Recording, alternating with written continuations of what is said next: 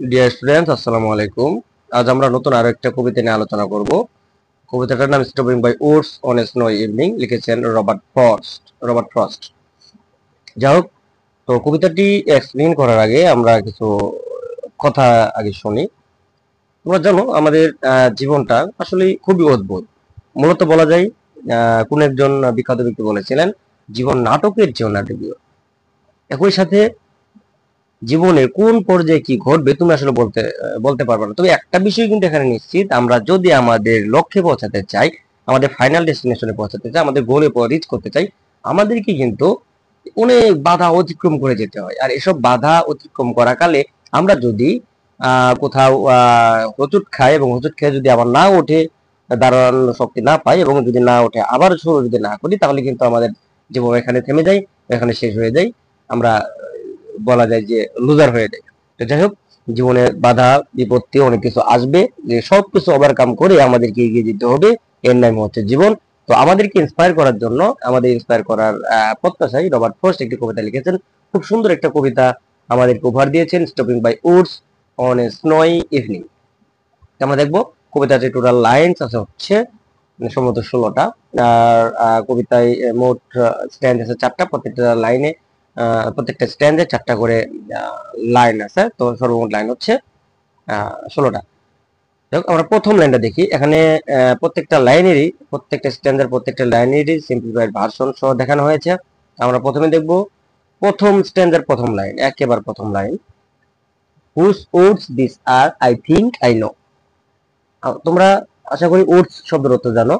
Oats মানে হচ্ছে ছোট বন, বা আমরা বন ধরি এখানে, ছোট বন।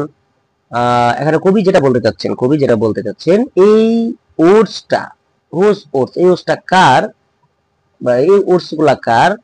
আই থিঙ্ক, আমার মনে হয়, আমি মনে করি, আমি জানি এগুলো কার, আমার মনে হয়, আমি জানি, আই নো। তো সিম্পল ভার্সনে যেটা দেখানো হচ্ছে, speaker believe that he know who owns the woods is ফাতিমা। সে বিশ্বাস করে মোটামুটি ওটসটা কার, সে জানে। এখানে আসলে একটা অনিশ্চয়তা প্রকাশ পেয়েছে কবির। যাই হোক, দ্বিতীয় লাইনে চলে যায়। দ্বিতীয় লাইনে যেটা লেখা আছে, his house is in this village দো, অর্থাৎ এ পর্যন্ত ধরি, তার যে বাড়ি, অর্থাৎ এই ওটসটা যে অন করে, এই ওটস গুলা যে অন করে, তার বাড়ি এই যদিও এই গ্রামেই। সিম্পলিফাইড ভার্সনে যেটা দেখানো আছে, the owner of that Woods believes in the village, not in the Woods. যাক, এটা তিনি আমাদেরকে মোটামুটি শিওর করেছেন, উডস এর মধ্যে না, বনের মধ্যে তার বাড়ি না, এই গ্রামে অন্য কোথাও হবে। আর কবি 3 নম্বর লাইনে বলেছেন, he will not see me stopping here, অর্থাৎ আমি যেখানে দাঁড়িয়ে আছি, আমি যেখানে আছি, তিনি কিন্তু আমাকে দেখছেন না। The speaker stops by the woods, confident that the owner won't notice him.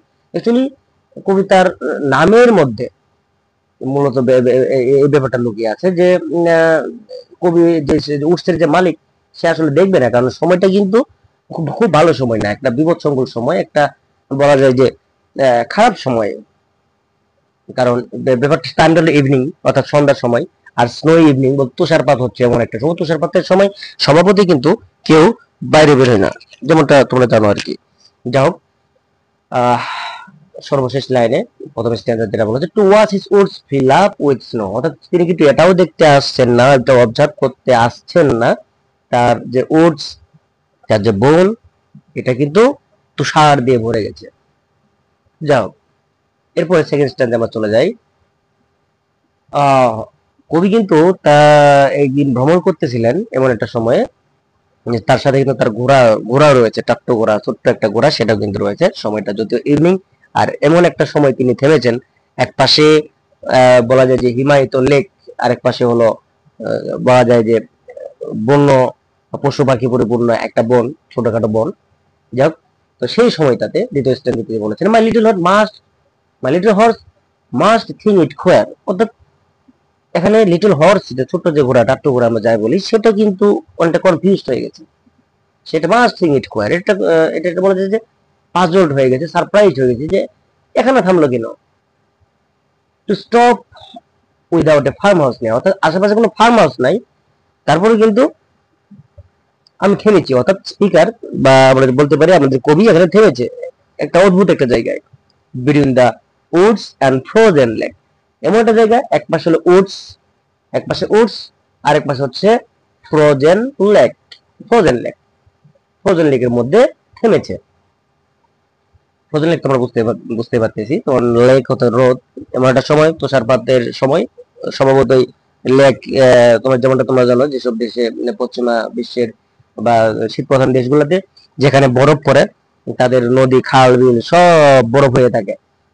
তো যাই হোক, একেবারে সন্ধ্যার সময় এক পাশে বন, এক পাশে ফ্রোজেন লেক, ব্যাপারটা খুবই অদ্ভুত, ভুতুড়ে, ভৌতিক একটা পরিবেশ। সেই সময় কিন্তু কবি এখানে থেমেছেন, এই জন্য ঘোড়াটা পাজল হয়ে গেছে, তার প্রাইজ হয়ে গেছে। আর এখানে 4 নম্বর লাইনে যেটা লেখা আছে, the darkest evening of the, অর্থাৎ তার মতে, অর্থাৎ কবির মধ্যে সেই ইভিনিংটা ছিল, সেই সন্ধ্যাটা ছিল ডার্কেস্ট, অর্থাৎ সারা বছরের মধ্যে সবচেয়ে অন্ধকারাচ্ছন্ন। আচ্ছা, স্ট্যান্ডার্ড 3-তে এবার ঘোড়া কিছু বলতে যাচ্ছে।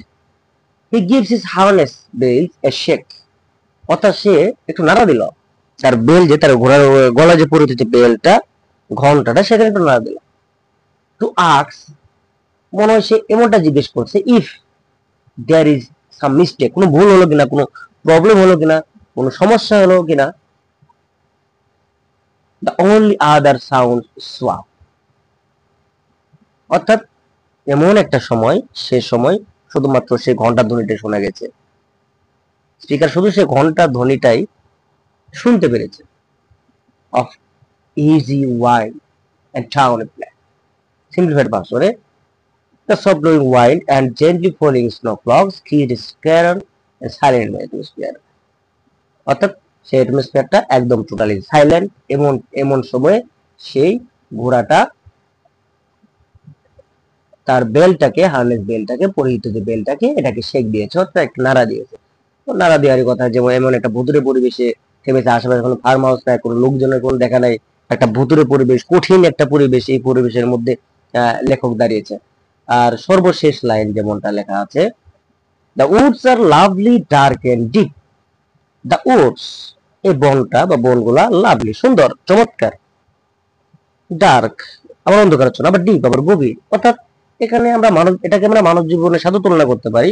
মানব জীবন লাভলি, খুবই সুন্দর, এর সাথে ডার্ক, অর্থাৎ এখানে কিন্তু অনেক প্রবলেম আছে, অনেক ফেডনেস আছে, অনেক ডিফিকাল্টিস আছে, যেগুলো আমাদের ওভারকাম করতে, এবং ডিপ গভীর, এই সমস্যাগুলো অত্যন্ত গভীর, অত্যন্ত গভীর এই প্রবলেম গুলা, এগুলোকে আমাদের ওভারকাম করতে হয়। The woods are lovely dark and deep but I have promise to give, যতই সমস্যা হোক না কেন, যতই প্রবলেম হোক না কেন, আমার কিন্তু প্রমিস করা আছে। সেই আমরা যদি বলি যে দুনিয়াতে আমরা কেন এসেছি, সৃষ্টিকর্তার ইবাদত করার জন্য, তো আমরা কিন্তু সেই যখন দুনিয়াতে আসার আগে আরেকটা জগতে ছিলাম, সেখানে আমরা প্রমিস করে এসেছি, আমাদেরকে কিন্তু সেই প্রমিসটা কিন্তু রাখতে হবে। দুনিয়াটা যাই হোক না কেন, আমাদের ফাইনাল ডেস্টিনেশন যেটা, আমাদের ফাইনাল যেটা গোল, সেটা কিন্তু আমাদের লক্ষ্য রেখেই কিন্তু আমাদেরকে চলতে হবে, যেখানে এখানে যত প্রবলেম, যত বাধা বিপত্তি থাকুক না কেন। আবার আমরা যদি নর্মালি আমাদের এই জীবনের কথা চিন্তা করি, বিশেষ করে তোমরা যারা এসএসসি পরীক্ষার্থী যারা আছো, তারা যদি তাদের হিসাবটা একটু দেখো, তোমাদের কিন্তু প্রমিজ আছে, তোমাদের শিক্ষকদের কাছে প্রমিজ আছে, সমাজের কাছে প্রমিজ আছে, সর্বোপরি তোমাদের মা বাবার কাছে প্রমিজ আছে, যে তোমাকে কি করতে হবে, you have to make a good result in your coming examination, SSC examination.